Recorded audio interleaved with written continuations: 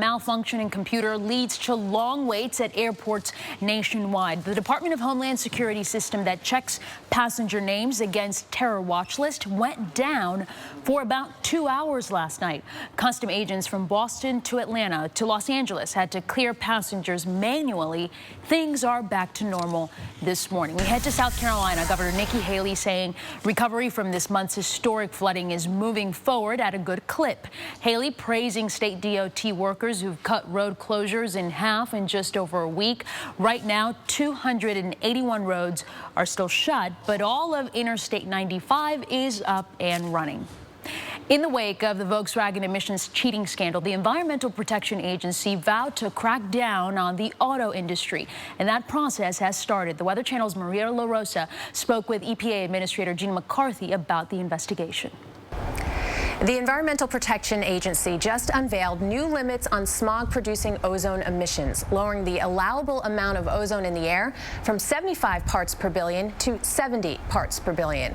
Ozone is created when emissions from cars and industrial plants is heated by sunshine, posing a great health risk for children and the elderly.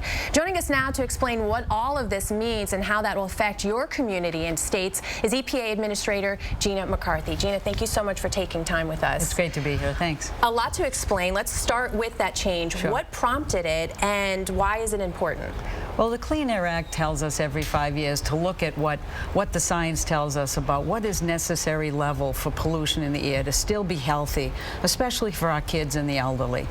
I want to get your take on the Volkswagen scandal, tampering with diesel emissions. And a lot of people are asking why, and of course, what does that mean for people who are driving those cars now who are hoping to buy a smarter car with lower emissions? What does that mean? It's an ongoing investigation, and we'll keep folks posted as we can.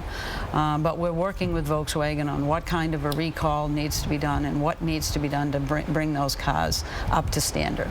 But right now, a lot of the challenge that we face is actually with our vehicles.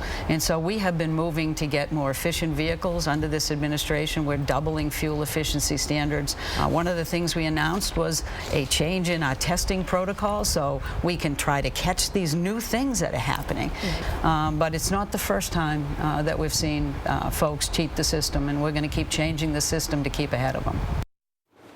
Sam, we're going to have more with EPA Administrator Gina McCarthy in our headlines next hour, but definitely a conversation that a lot of people are keeping an eye on. I myself own a Volkswagen, and this is one of the most popular brands worldwide. The scandal coming right after they announced that, so a lot of people being impacted by this. This was